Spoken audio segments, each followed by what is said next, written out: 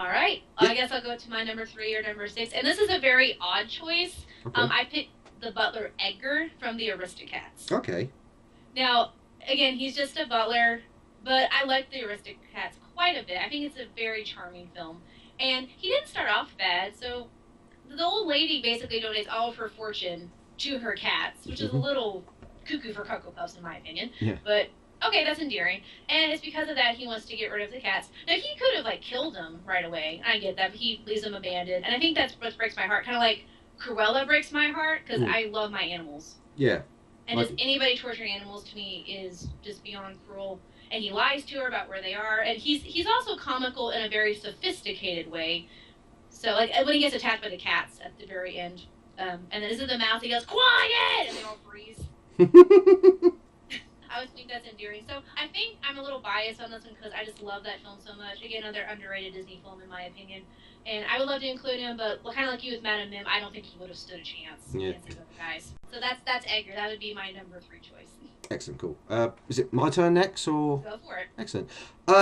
Okay. Believe it or not, this next person I actually wanted to include for like so many reasons, but my next. Really? Sorry, yeah, my next choice would be Clayton from Tarzan. Now, there's a couple of reasons why I actually wanted to include this guy. First of all, he's voiced by one of my favourite actors of all time, Brian Blessed. I'm guessing you know Brian Blessed, Morgan? Yes, I do know. Yeah. But did you also know he once punched out a polar bear as well? Well, that makes me a little more scared of Clayton now. The other reason I wanted to include Clayton, because he has, we're talking about like Disney deaths, he has, in my opinion, one of the darkest Disney deaths of any character. You probably know what I'm talking about here. But Oh, yes. yeah, just for the benefit of those that don't. I mean, generally, with like I would say, good, I don't know, 80%, 90% of Disney villains, the standard for them to die is falling to their death. Clayton takes it one step further because what actually happens is he fights Tarzan in amongst some trees. He gets tangled up in some vines. He ends up cutting them randomly to cut himself free, but he accidentally cuts one and he basically falls down. And then it basically there's like a sudden stop and a flash of lightning, and you can just for a second see him hanging in the shadows, and it's like, oh my god, he just got hanged on some vines. Even for Disney, that's pretty friggin' dark.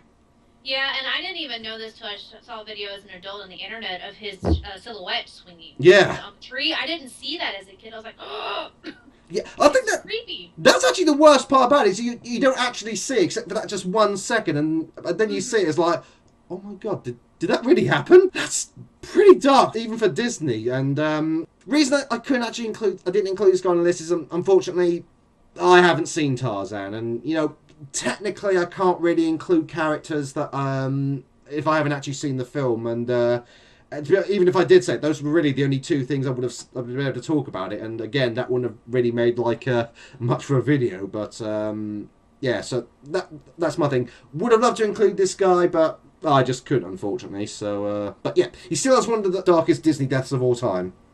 And he's a pocher. I mean, that's pretty Exactly, dark yeah. too. Yeah, that's. I reckon he and Cruella de Vil will probably get on like a house on fire. Really, think about it. He's got Steve.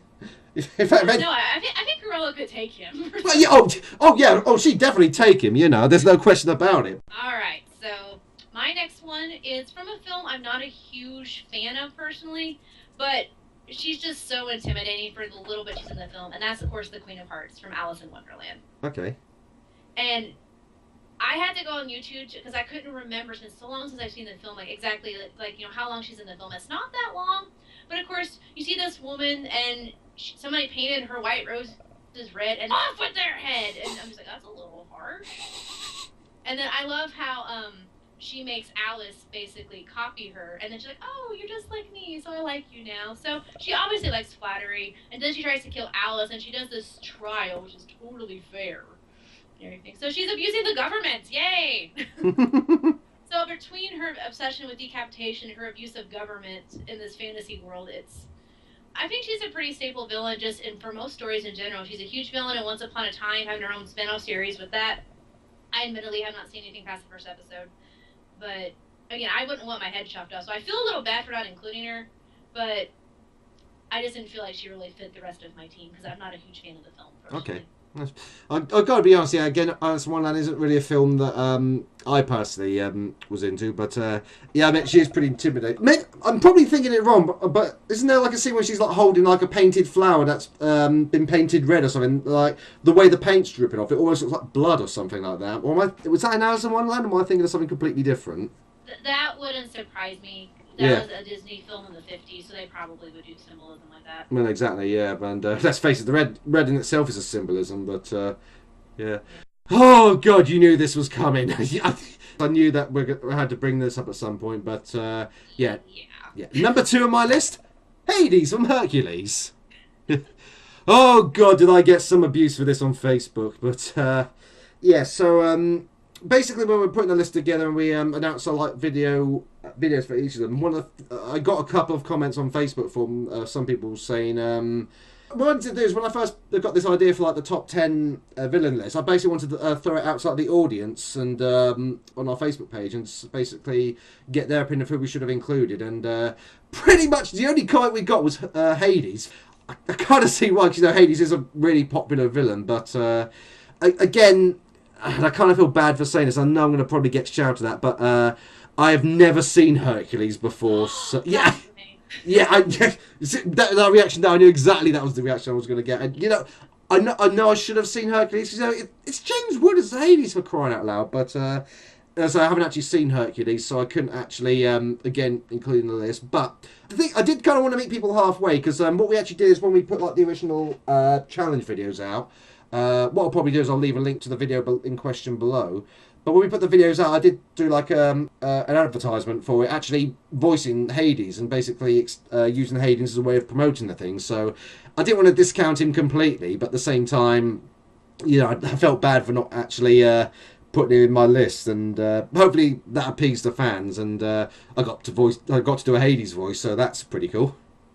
And you and I, this is the one we both really wanted to include on our team, but we both were a little hesitant. Your reason was obviously you didn't see the film, but I'm going to get more flack now because I have seen the film and I love the film. Okay. My lover's going to get picked out like poor Prometheus at this rock, but I'm such a big Greek mythology fan. I teach classes of it in the summer, and the Disney version of Hercules is nothing like the real ones, and I get it because it's epic in real life. So for that reason, I couldn't include Hades just for my teacher background. So I'm probably going to get murdered or stoned now.